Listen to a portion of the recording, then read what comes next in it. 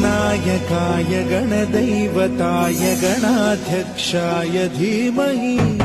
गुणशरीराय गुणमण्डिताय गुणेशानाय धीमहि गुणातीताय गुणाधीशाय गुणप्रविष्टाय धीमहि एकदन्ताय वक्रतुण्डाय गौरीतनयाय धीमहि गजेशानाय भालचन्द्राय श्रीगणेशाय धीमहि